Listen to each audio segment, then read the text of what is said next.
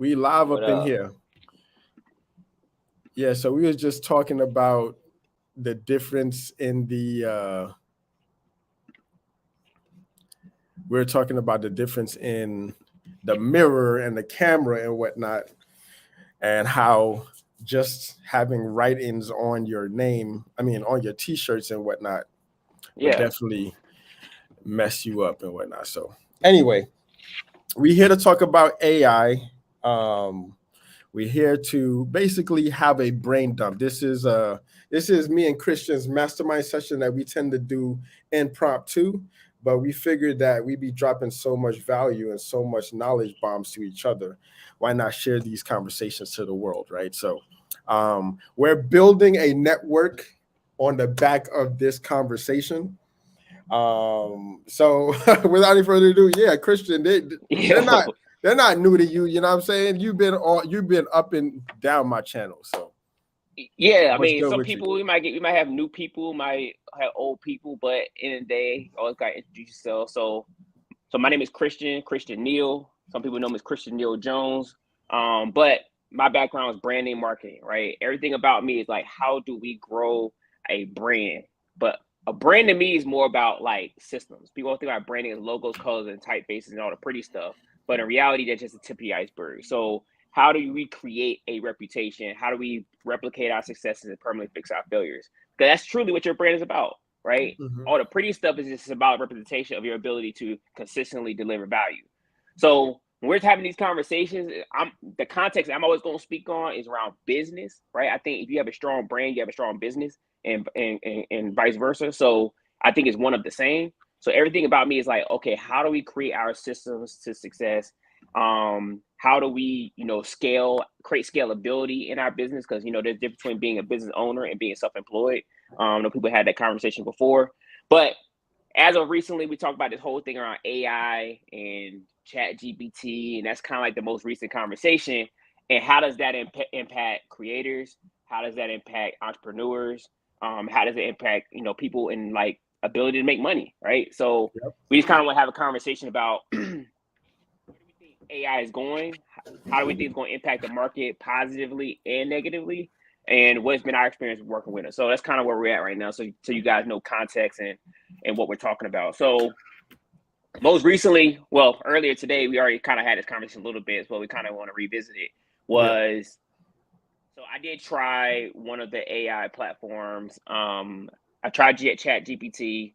I did use I think it's one called Gamma, where they create presentations for you. So you have the AI, you type in the question, it'll literally create an ebook, a presentation, or a website for you based on whatever question you put it together. So one thing that I gathered from that is it's a good skeleton. Right? It provides good like framework to like creating something. Hmm. It's very straightforward. I always look at the AI as almost like the cliff notes of the internet. Yeah. Instead of you going on all these websites and clicking all the links and reading it for yourself, they pretty much look at the top 10. Let's say they look at the top 10 links. They synthesize the information and say, all right, we're going to draw a conclusion from those top resources and provide you with the information that you can use for yourself. So that's kind of how I looked at it. What are your thoughts? Um. So it was literally. I don't know if we had this conversation, but when you hit me up and you sent me the link to sign up, um, it got me thinking. Like, I know that fitness influencers or personal trainers, et cetera, have been using it. Especially they have been the early adopters to help them write their blog post and to help them program for clients. But Yep. what you said was we live in the information age, and this is the pinnacle of the information age, right? You literally just speak whatever to these to this new AI tool, and they'll be able to basically write you a full page thesis, right, on whatever subject. But it comes down to the execution of it all, right? When we asked ChatGPT, was it ChatGPT that we asked how Yeah, we to, we did both. We was yeah. ChatGPT, and it was we asked ChatGPT about the whole fitness thing. Like, if I want to create leads for, I want it was a how to create leads for a my fitness business in in the Phoenix, Arizona area. That's what it Yeah. was, right? Yeah. And what I realized, like, it gave us the list, and I'm like, I kind of get challenged when I'm like using these tools because I'm like, it's almost like regurgitating to me things that I already know. So it's not really telling me anything new or groundbreaking. I'm like, do that, do that, do that, do that, do that. So, but the conclusion that I got though, when I was looking at it, I was like, okay, it basically allows the person who's the non-expert to get the answers really quickly, right? But what it shows is the value is not in the information, the value is in the execution, right? Because you could ask the question, but then the information, you still have to do something with the information, whether it's put that blog that it just wrote for you on your website, optimizing your site so that people actually can land on it. Let's say I've seen the experiment where say, ask the ChatGPT, what are the steps that I need to take to build a multi-million-dollar business with just $1,000? You know what I'm saying? Like whatever that may be. But regardless, even if I typed it in ChatGPT, I still have to execute on things. So to me, AI is almost just revealing how information is being devalued, right? Because we talk about supply and demand. There's a high supply of it, so there's a high supply and a high demand, but it's not something that's scarce. Yeah. So that to me tells me that the information is not what's valuable. The value is what do you do with the information, right? The value, because and that's really what it comes down to. So for me, when I look at it, people's like, okay, well, do you think that AI is going to take away jobs? AI is going to how it's going to affect creators? How it's going to affect entrepreneurs? At the end of the day, we've always had access to Google. We've had access to Google for Yahoo. We had access to smartphones. We've had access to all these things for at this point. So the information we've needed has always been readily available. They just have sped up your ability to get the answers that you need rather than having to go through the research process. They pretty much expedited and eliminated the research process you have to go through. But now, okay, now that I have the information, what are you going to do with that information? The way I look at it, as far as like why I'm not worried, is like, I say this to clients, I say this to people, colleagues, I say this to anybody. I say, look, listen, everyone has access to a basketball, but not everybody can shoot like Jordan. I can go to Walmart right now and I'm not restricted on my ability to get a basketball. I can go to the gymnasium and shoot baskets. I can tell you where I practice. I can give you the shorts. I can give you a uniform. I can tell you what coach I use, right? But it does not guarantee that you're going to be able to shoot better than me. You know what I'm saying? So for me, it's like, there are certain things like people like, it's like reading a book. It's like, yo, you don't get stronger by reading about push-ups. That's true. And that's where it comes into like experiences too, right? Like for instance, ChatGPT regurgitated basically everything that you know. You have context behind what ChatGPT based off of your experience. If you see all those words rearranged telling you to create a funnel, create a website, you never created a funnel or never created a website, you don't know what that actually looks like. So you need that step by step. And then when you actually have that step by step, you need to take action on each steps to gain the experience that you're going to be able to use to produce what it is that you're producing. So agreed. And that's why I think that you're talking about, it gives you, like I said, I look at it as a great framework. It gives me the skeleton. Basically, I look at it as like, if I were to use it, I was like, you know what? I'm going to use this to help me create a framework or a skeleton, but it's up to me to create the muscle, right? But because of my context and my experience, I'm looking at the information and saying, okay, I agree with like 95 to 99% of this, right? But I would make certain adjustments because I feel like, okay, based on the resource that my client might have or whoever I'm working with, I'm like, you know, I will make this adjustment here. Or this information is a little too flighty. How do we niche down and get more specific as to what we actually need to do to really make this work? You know what I'm saying? Because for instance, they listed out 10 different ways, but I'm like, out of those 10 different ways, I'm like, you know what, Caesar, if I were you, I would just eliminate these first 6 and I would just focus on these 4. You know what I'm saying? But I feel like a natural person would think, oh, I'm going to try to do everything. I'm like, no, master one. So my question I always ask I love this question is, what is the smallest action that I can take that has the biggest impact on my business? So when I'm thinking about marketing, it's like, no, what's already working for you? Let's not reinvent the wheel. Let's double down on what's working to build some level of momentum. And then we add layers to what we're doing. So to me, strategically, The problem is, here's another thing that I know is real, is it's not that people don't know what to do, it's people don't always, they have a hard time identifying what they need to do first, right? Yeah. Like you could have the list of things you need to do, but there might be a certain step-by-step process you need and do in a certain order to get to a certain outcome. Like I go on Google right now and say, okay, I want to start a business, but I'm like, dang, do I need to create the LLC first, or do I need to create a business plan first, or do I need to come up with a name first, or do I need to come up with a logo first? Do I need to do this first, or do I? So there's all these questions. Like, okay, they told me how to create a business, but I still, why do I feel like I'm reading this, but I still can't quite figure out what I need to do first? You know what I'm saying? So I think that's where that 0 to 100 and then 1 through 99 question comes in. For people don't understand, don't know the context of that, me and Caesar had this conversation before about people always know the 0 and they know the 100, meaning they know the beginning, it was hard, and they see the success, but they don't see those steps 1 through 99 or what they had to do to get to that point, right? It's almost like that overnight success illusion.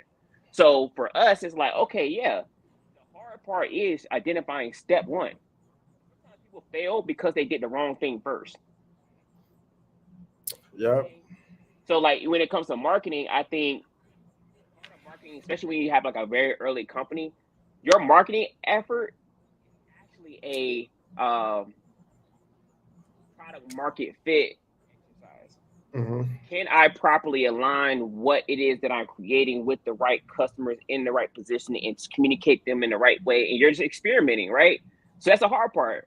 So you're not even at a scalability process. I wouldn't even go through the process of trying to create a automation funnel, because the thing is, there's another thing people get wrong. We can almost rename this video to what people do wrong, what they need to do right. But often try to automate before they've even done it manually. You got to do it manually before you automate, right? Yeah. Because then you can kind of identify, okay, I know this works. Automation is a scalability process. I've done this manually, it works. How do I do this faster? Accelerate this process. So a lot of times people will get into marketing and try to automate their marketing off rip, when in reality, you need to do a more organic sales process. They're chasing that passive income. They're chasing that passive income first. Like, you can't skip the steps. We can't skip the steps. Right? So another thing people do wrong, we talk about social media. People try to put quality before quantity. You got to do quantity to get to quality. Quantity, you're going to be able to understand what people want to hear, what they like, what they don't like, what works, what doesn't work. Like, it's an exploration process. So I would say your goal should say, all right, how do I put out my first 100 videos, and then I analyze my first 100 videos to see what worked and what didn't work. That's what we do. Because the way I look at it is like practice makes perfect. You don't do perfect to get to practice. Like, it doesn't work that way. It's backwards. So social media content, people is like, oh, I haven't done this yet because I'm trying to like figure this out. No, you got to do it to figure it out. That's the magic. Nah, that's real talk, man, because you're going to get a lot of people looking to just basically a quick cash grab. Like, I already seen it, like there's people who are putting together these psychology channels. You know what I'm saying? They ask ChatGPT to come up with 10 bullet points to cure depression. And then they take that, transcript, and they give it to someone on Fiverr, or give it to another AI generated voice to actually speak the thing. So it's removing, or attempting to remove the human element out of the creative process. But you are still creating, but you're just not front facing. You still are prompting ChatGPT to do XYZ, and then you are still creating by using what you've gotten from ChatGPT and putting it into like an AI voice. And now what's crazy is I'm actually going to make a video about this, but I'm actually making a documentary about this, but you're hearing the Weeknd, Drake voice being manipulated. You're hearing Kanye West voice being manipulated. And you're like, and you hear all these tech billionaires like sounding the alarm, like, yo, the advancement of AI uh, is too great. And on top of that, talk about the exponential growth, because we already know, like ChatGPT is writing your papers today and might be wiping your ass tomorrow, right? So, like, at this point, you understand that there are these weapons that can be used, especially in the era of fake news, where like like I put on the title of this, when you get a chance, look at the thumbnail of Hillary Clinton arresting Donald Trump, right? It's Mm-hmm. literally like what AI is doing. It's like you could create whatever narrative that you want by just manipulating images, manipulating the voice, manipulating like all your senses, to the point where I don't even know what the metaverse is going to look like by 2025, 2 years from now. It's ridiculous. But if you want to win, creators got to continue to create. As I mentioned to you, I am bullish on this creator economy. But it's like, what are the creators going to use? Or like, how are the creators going to use AI to maybe connect with their audience, right? Are they going to form a real connection, or is that going to be a connection with AI, right? There's so much questions up in the air, but a lot of people So are. what? So me pause there. So Yeah. with all that being said, that's a good thing, or you think that's a bad thing? Of course, you can misuse it, right? But who is the arbiter, or who's going to be telling you like how you can or can't use Chat GPT or whatever AI tool, right? You could create a whole movie script, something that you probably wanted to achieve, but you didn't know how to format it together. But then you just prompt like, "Hey, Chat GPT, this is a story about my life. Can you write me a script?" And then, find a way to get funding, or you probably not even need funding, because with everybody uploading their likeness on the internet, you could literally just create whatever image of them that you want. Now it's still images now, but what happens when it starts moving images? What happens when you see a fake version of a Drake performing in front of a million people? And he's like, wait a minute, that's not me. You know what I'm saying? We all looked at that Coachella performance of Tupac, his whole what was that? What do they call that technology that they used? The hologram. Yeah, the hologram. We saw that, and that looked like decent quality, especially for the time that it came in. But what happens when that hologram actually looks like him, and it almost feels like you can touch him? You know what I'm saying? Like, what happens to that, where you can just take somebody's likeness and produce whatever sort of deep fake content that you want? A press conference, like, people had all these conspiracy theories about how Tupac is still alive. Like, you know what I'm saying? There's so much you But it, can but it, do. but it, but it, but is this good or bad though? Because it's like, for instance, I mean, the fundamental question is: Do people really care? Do people really care whether it's real or fake? I don't know. There was a famous quote by Charlemagne where he was like, "Nobody cares about the truth when the lie is more entertaining." And there's some truth to that. Like, ain't nobody really gonna. Yes, because like where I'm thinking about it is like when you look at things going on, what people are doing, there's some sort of fundamental thesis that's being tested, right? Mhm. So when I'm looking at AI and all that stuff, where it's like even like a metaverse is like, I'm starting to realize that, or make a case that people are becoming more disconnected from reality, right? And don't even really care much for the reality. So therefore, it doesn't matter whether it's real or fake. Yeah. You know what I'm saying? So, but the way I stand on things, and this is something I've said over years, is I don't think that you can remove people from the people business. You know what I'm That's a saying? fact. So the way I look at it is AI is just really some collection of data, it's some collection of data, then you're using that artificial intelligence to interpret that information and spit out new information. Yeah. So the more data inputs, the better it's going to get. I think of data is actually helping us to better understand people, which is allowing technology to optimize the human experience.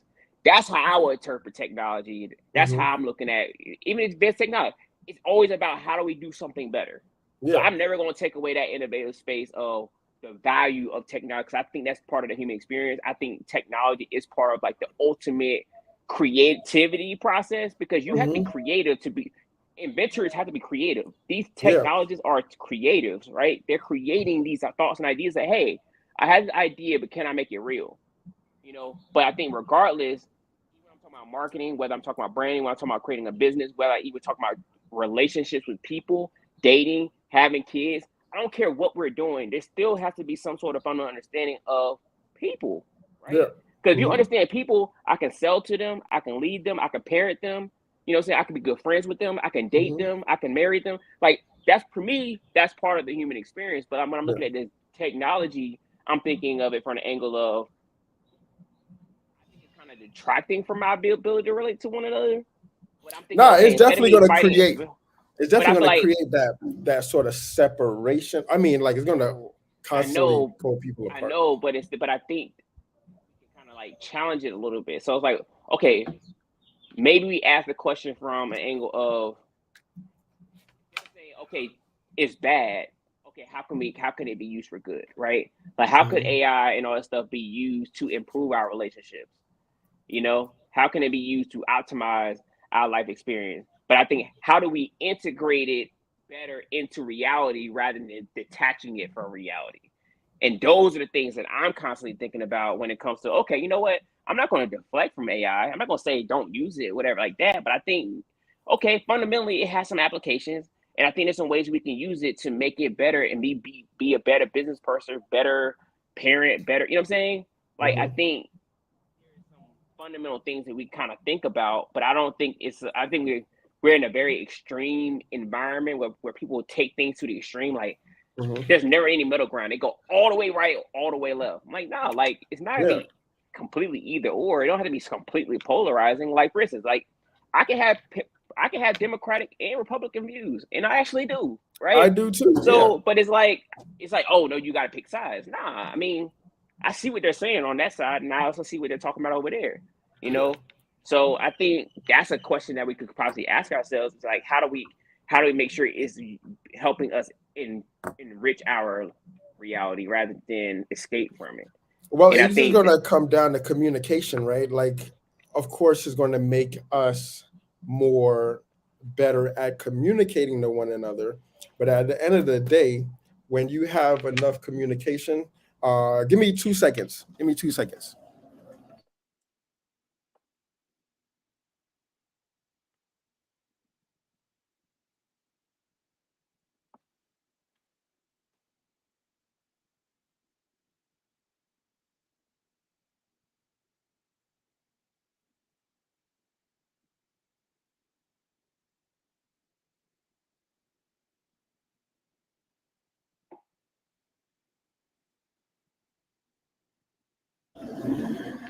All right, you still there, Christian?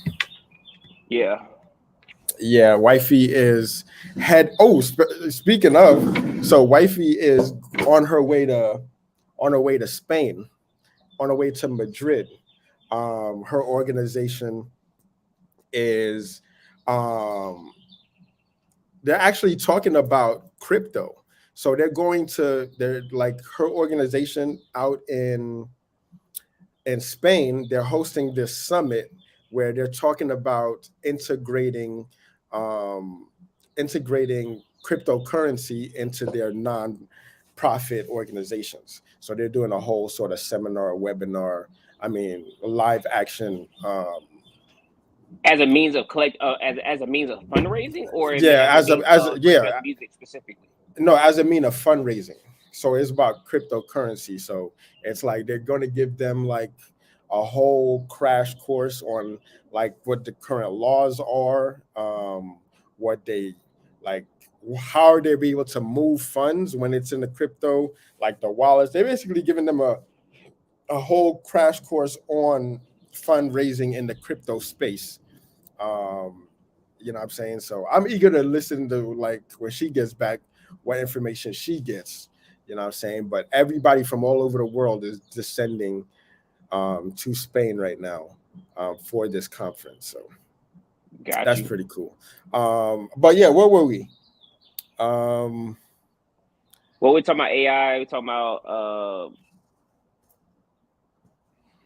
of AI and whether or not we you be creating true connection. You said help. You said what's going to help us create better communicators. But yeah, but I think, yeah, but I was going to respond to what you were saying. Is it going to create better community? I said it can help us become better communicators, but it doesn't help us become better connectors. And that's the thing that I'm struggling with. Like, connection is important. yeah. So for instance, like communication is good and all, but there's still that element of connection. Like you can communicate all you want. That's why I'm like, oh shit, everybody is trying to stay online. Everybody is trying to build their communities on these platforms. Meanwhile, like your whole city, you know what I'm saying? Your whole city is a platform. So why don't you just go outside and actually talk to people and actually communicate? Like for any follower of mine out here in the social media space, I want to actually know them and meet them. Um, there was like a big influx in my channel of like a fast growth, right? I saw like 300, I saw about like 300 subscribers in like 30 days, right? Mhm. And I knew exactly what I did, but I'm like, I don't know these people. You know what I mean? I don't know y'all. So I'm like, all right, let me slow this down because I knew exactly what it was, or what prompted me to grow so fast. And I'm like, this is not what I'm chasing, right? It's like all that, it's sort of like is that conundrum with a creator where, you know, he's he blows up really fast, and the audience, his new audience that just discovered him, like, you know, when Wiz Khalifa first came out, I was like one of his very first fans, especially tweeting him when he first came on Twitter, right?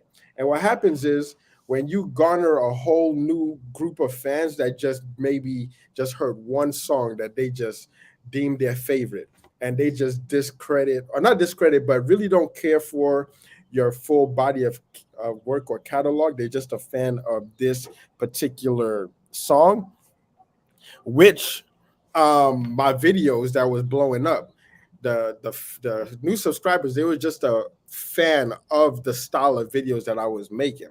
But I'm like, this is just like a fifth of what I can put out there, right? But this is not what the mission is. So it's like I would like to meet more people and go around the country and actually get to actually know and sit down and actually digest what it is that they're trying to get across and how can their lives change, right? But when people are just stuck at home and they're just, I've like, there's this war going on social media right now that I'm watching between the right and the left, between the feminists and the red pills and all these different things. And I'm sitting back and I'm watching both sides, how they're just manipulating their audience. And I'm like, no, like you got to actually get to know these people because they're coming to you with some real world problems. And what happens is when you just like continue to further the divide, that just spills onto the street, right? And then everything go crazy. Then you have like a Charlottesville, then you have like a that Uvalde, Texas, all these different things, right? And it gets to the point where it's just exhausting. Like, nah, man, get back to the basics. Get back to going around town, getting people to know you, like you, and trust you. Because when you're hearing these different AIs communicating to you, telling you how to work out, telling you what to eat and what's not, it's like, where's that authenticity? Where's that real Yeah. shit? Yeah, but I think things you said that I want to address. Yeah. One, you mentioned not wanting to, you wanted to know your followers and, one of the people who subscribe, although you saw this fast growth, so you kind of want to slow it down. But I would kind of almost feel like that's somewhat counterintuitive to the goal. Yeah. Because you are trying to build an audience, you are trying to build a subscriber base, so it's not really realistic for you to actually know everybody. Yeah. Because your channel is allowing you to be a scalable, like create scalability of who you are, right? It's that I can't be everywhere, but this media allows me to be everywhere almost. Yeah. Okay. When it comes to creating content, I look at it as not that I'm trying to create a connection with every single viewer, follower, and subscriber. I'm trying to create content that my audience can connect with. That's the differentiator. And I think people connect with authenticity. Yeah. People connect with realness. People connect with stories. People connect with experience. Right? I've been through this before, and people like, I have too. Right? I went to this school too, right? That's really how we really develop these relationships, because when we go on a date, you're basically going through a data collection process. I'm trying to better understand you. What do you like? What do you don't like? What do you like to eat? What don't you like to eat? Do you like going to Starbucks? Do you like going to Dunkin'? Like, I'm trying to understand what you like, because now Yo, Chat GPT, how do I bag this girl Chat GPT, write me this message to get this girl out on a date or something like that. Yeah, but I mean, people can try it, but I feel like that would be a, might be a lame move, honestly. Like, I know. To me, you're like the biggest scumbag lame on the earth that feels like you got to go and use AI to go on a date. Get the fuck out of here. But so that's one, right? So I would say content, relatable content. People relate to stories. Why do you think that when we think about the historical context of how we learn, it's always put in context of analogies, stories, fables, all these different things, because now it's able to process the information, remember the information, and applies to my life, and I can relate to it. You know what I'm saying? So that's one. And then you said, what's the other thing you talk about? You talk about the war on the different wars that they have, the left and right. So that, I think, I have these things called like the universal truths, right? So when I get into when I do branding and marketing, I don't really study like anything in marketing books. Like, I don't like read stuff like that, because it's all the same thing, just using different words. But if you peel back the layers, what you're really trying to understand is people. The methodology you can kind of go through to better understand people. But anyway, I kind of came up with these universal truths that when it comes to humans, right? I think I have about 5 of them now right now. Everybody wants to be loved. Everybody wants to feel like they matter. Everybody wants to be happy. Everybody wants to be fun. And no one thinks they're an idiot. So when I say no one thinks they're an idiot, everyone can validate why they did something, right? I don't care if you are murdered. They're going to be able to tell you, well, I did it because it's better for the world for that person not to be here no more. Like, there's some more logic. No one's going to walk in the courtroom and say, I'm an idiot. I should, no. They're going to validate it, right? So there's universal truths. So you talk about like manipulation of people. If I already know that these things, what's happening is, I understand that right now everybody's on this fight for attention. Everybody's in a fight to matter. Everybody's a fight to feel like they're special, right? That's part of the universal truth. So when people are doing stuff, I feel like it's kind of become dangerous. Like, people are going through dangerous lengths to get attention. And I don't think that's really the right way to go about doing it. So when you talk about that red pill, blue pill, and the right and left, and all these different things going on, and manipulation of the people, I think that's really what's happening, to the point where you got these mass shootings. You got all this stuff going on the internet. People doing, I've been seeing some pranks that I feel like are borderline disrespectful, right? But they're doing it for attention, right? And the thing is, no matter what, people are like, I would basically say, people say, don't sell your soul to the devil. Like, I feel like we got to this point where people are like, I'm going to sell who I am, that I've always desired, like that, right? Yeah. But for me, it's not. But for me, it's like, my life goal has never really been about, I'm trying to be famous, right? To me, I'm always been about, how can I make an impact, right? How can I change the world? Like, on some like next level, I'm like, yo, how can I be like the real life Superman or the real life Santa Claus? right? Mhm. I'm delivering the Christmas presents every year, and I'm making all the kids happy with, at once a year. You know what I'm saying? Like, Yeah. to me, that's like, yo, like that's like true. Like, I made somebody's day. I made someone's life better. You know. Mhm. But I don't think a lot of people think that way. I think that's kind of like where the state of the world we're in. But I think it's getting really, really dangerous of how many lengths people are willing to go through on this amateur set here that Caesar got going on, because he moving the set around while we're doing his interview.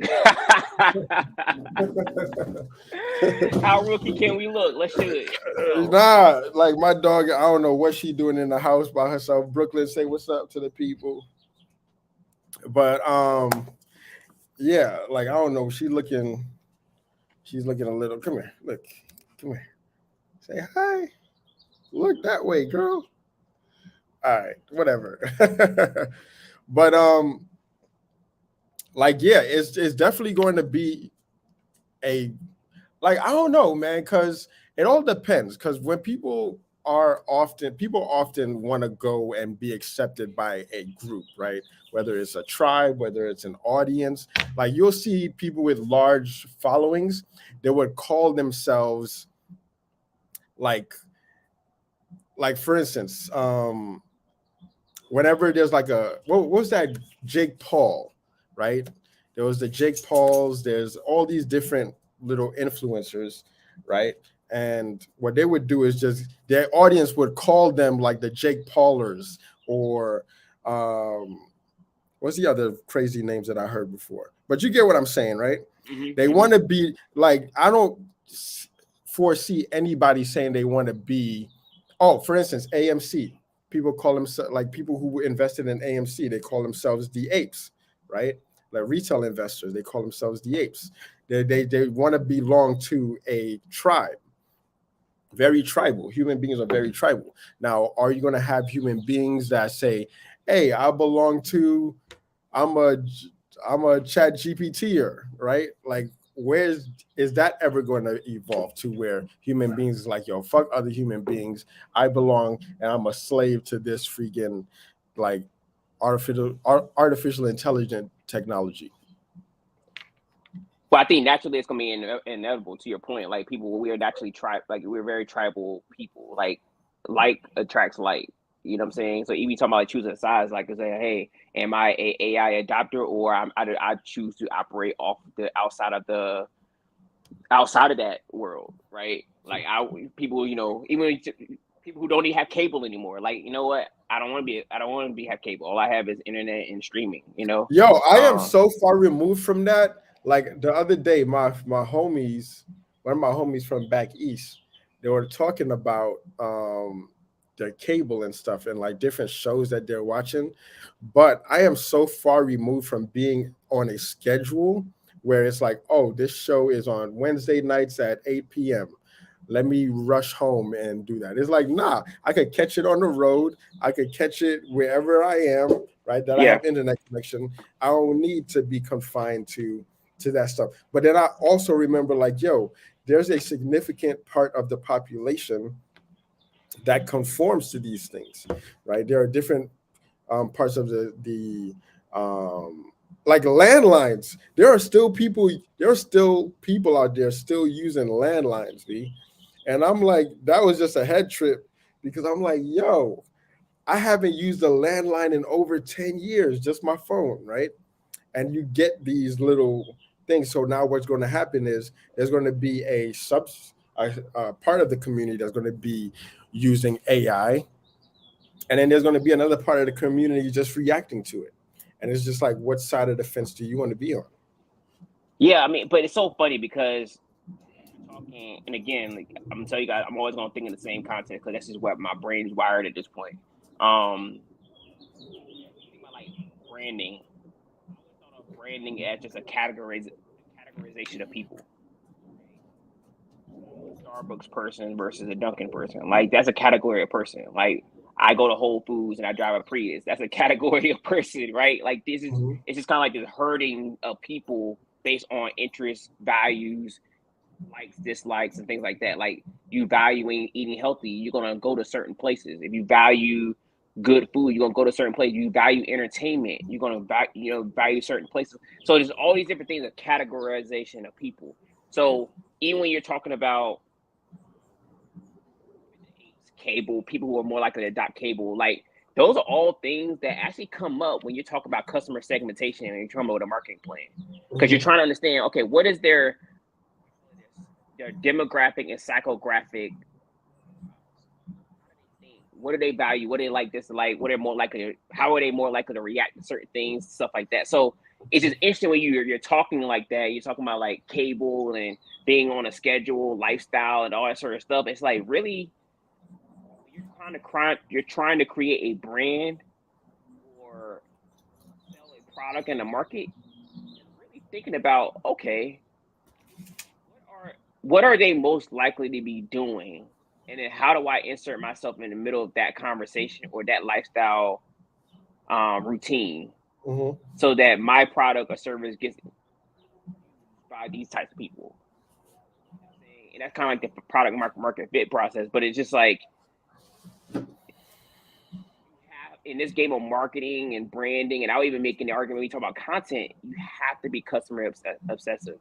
You have to be people obsessive. And I think the challenge when you talk about AI and all that sort of stuff, there's this mission to try to remove from the people business. But again, I don't think you really can truly remove people from the people business, especially when people are really truly trying to have to center a gravity around a tribe, around an ideal, around a political stance, around some sort of mission, around, you know what I'm saying? So at the end of the day, like, I think the AI is more of an optimization tool to enhance our ability to connect and be useful to these people, but there's still going to be some sort of person or ideal that it's going to have to, that AI is going to have to like leverage behind.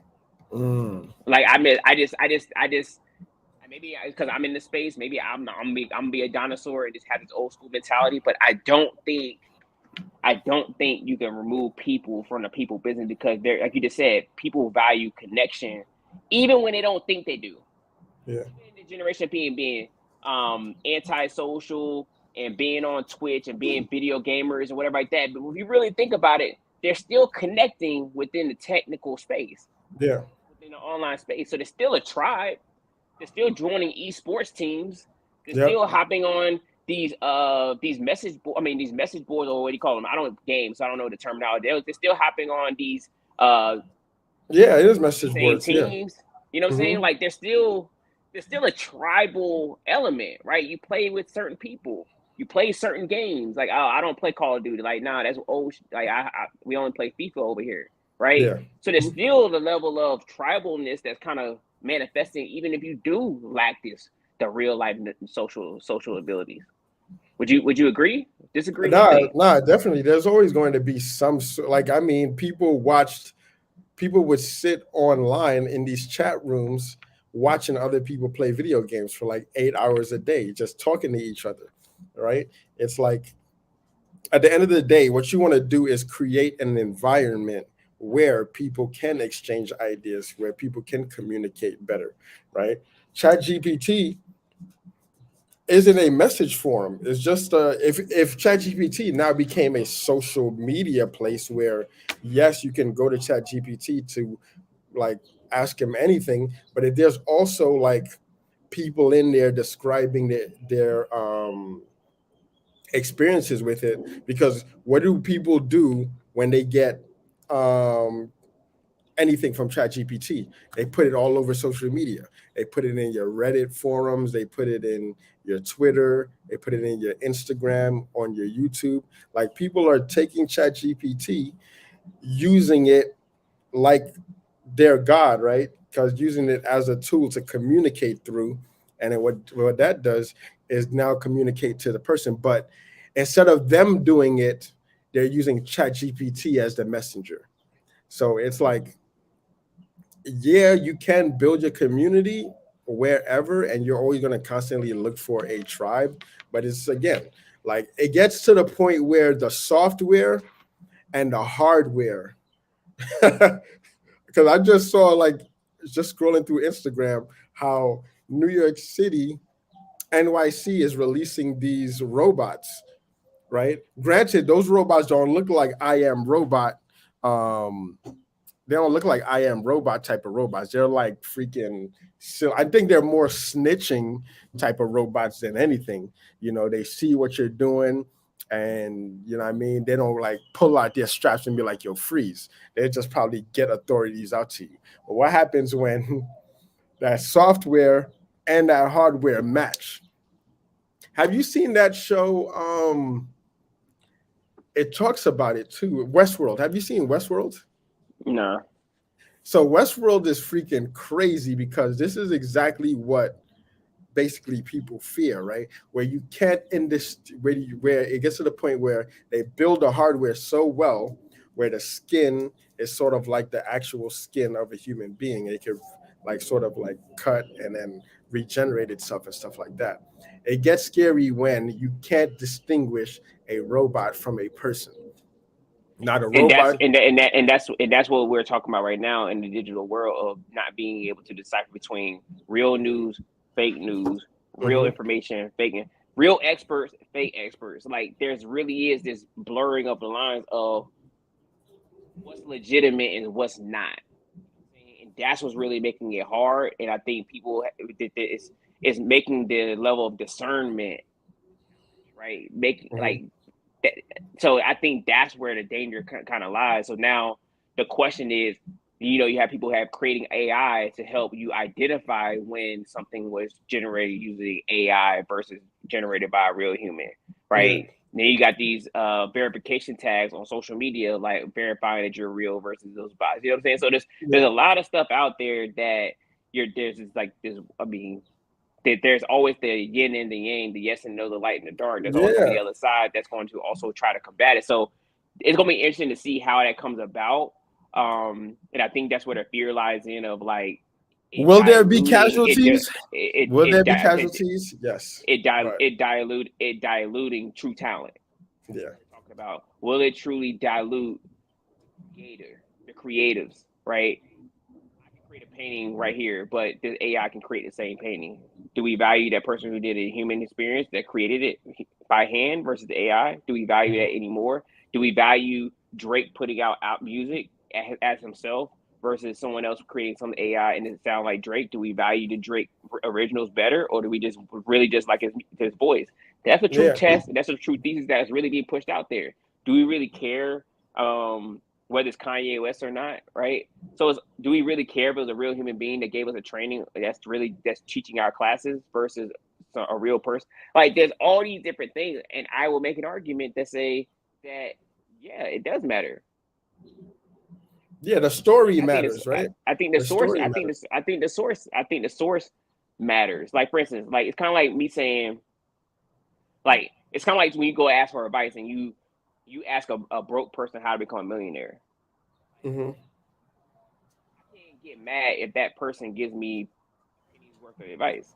Yeah. Because that's of who I'm asking. So I think if I'm asking an actual human being and they understand the nuances, because I think a lot of times with information, it's where people get lost, is we interpret information and not realizing that a lot of it is theory and a lot of it is within a vacuum. Mm-hmm. Things that are not taken into consideration is life is not a simple 1, 2, 3 process. I woke up this morning, I had a plan, but then somebody around me got sick. Then I got dressed at this fire. I got to do this. You know what I'm saying? So life does emotions, right? I'm dealing with the emotions of life to overcome, be able to do certain things. I'm dealing with the stresses of life that's going to dictate whether I'll be able to do certain things. So there's a lot of things that go into factor when it comes to being a human being that I think we can't disregard. Like the thing where I'm like, all right, I think people will value it, but I think most things you're gonna have the blue ocean effect where everybody's gonna go right, but then people gonna be like, you know what, I want to operate outside of it just to be different. Yeah. Right. It's kind of like music artists. Like I was a Drake fan at the beginning. Like you said, I was a Drake fan at the beginning. Like I went to a freaking Drake concert and probably like it's a small venue, probably had 200, 300 people that bought tickets. Right. Mm-hmm. People don't like the fact they become mainstream. It's like, oh, I don't like them no more because everybody else like them. Yeah. So it's that feeling of being special and being unique. Like I was on him way before everybody. Be like an early adopter. Right. So I think that's also going to happen. I think AI is going to go a certain way, and then they're going to be like, you know what? I'm going to operate within real life, and I think real life things, experiences are going to start trending. Yeah, again. real life experience is going to be the new flex because it's Right. like we don't believe you. You're on the internet. It's like, you know what I'm saying? Be outside, be outdoors. Yeah, like I mean, I'm gonna take my stance on it. I say, I'm always going to say reality over everything. One of my favorite quotes, if I ever got a tat, it's going to be tatted on me. Is I don't know how to pronounce the Latin version of it, but it's North Carolina State motto: to be rather than to seem. You know what I'm saying? And Oh, I'd rather be rich than seem rich. yeah. I'd rather be happy than seem happy. I'd rather, be a real influencer in the in the world than to seem like I'm an influencer in the world. You know what I'm saying? I'd rather have a true impact on people around me than to seem like I'm having an impact on people around me. And I think that's what kind of that technology space kind of creates. It creates this illusion, and then people are chasing the illusion rather than a true identity. They're chasing the illusion of what they want to be rather than be who you are. It's called shiny object syndrome, and I think that's kind of where people get anxious and they become depressed because they're being pulled out of like their true identity. You know what I'm saying? Their true purpose, what they're really about. With their true likes and dislikes. Like I think that's really a true driver that would drive someone crazy. Yep. So I think that's kind of what's really happening, and people are kind of losing themselves in this chaotic world. And it's like, I think true success is based on your ability to stay focused in a world full of chaos. How can you drown out the noise and stay true to yourself? What are your core values? What's your mission? What are you about? What do you stand on? What do you say yes to? And what do you say no to? It's really easy to say yes, but it's harder to say no. But when you know yourself, you make decisions. When you don't, you react. And I think a lot of people are constantly reacting to things of the world rather than because they know who they are and what they're trying to do. They make very clear decisions. That's a topic for a whole different day. But I think people need to put themselves in better position to make better decisions. But it starts with knowing who you are, what you're standing for, and what you're truly after. And at that point, off to the races. There you go, man. So there's something else that I wanted to talk to you about, but we're going to table it for our next conversation. We'll definitely dive deep into that. But you want to wrap up with anything where they want to follow you or whatever projects you got going on? I thought I was a good closer. Just kind of like people put priority over who you are, what your true talents are, what are you really after, what makes your heart sing, and then I think that kind of can give a lot of people clarity and direction so they don't get lost in the sauce. But as far as me moving forward, I'm on this mission with Caesar. I told him, like, people been calling me. I have conversations with people privately. They was like, Christian, you got to put more content out. I think you have a lot of information and knowledge that you can share with the world. So I've been, I got a few courses and presentations and things that I want to share with people to help them create very clear marketing plans, build their businesses, create scalability in their brands, and raising awareness around that. So I have some stuff coming out pretty soon. But Caesar's going to be my producer, my content coach, my person, my accountability person that makes me step out into the world and show people who I am. So here I am. There we go. So I want to document this journey. I want you guys to feel comfortable, asking questions. Reach out. My Instagram is the Chris Neil. So TheChrisNeil. That's also on Twitter. So yeah, let's get it. We'll put that down in the description. So remember, guys, till the next one, drink water, get money, mind your business. We out. All right, yo.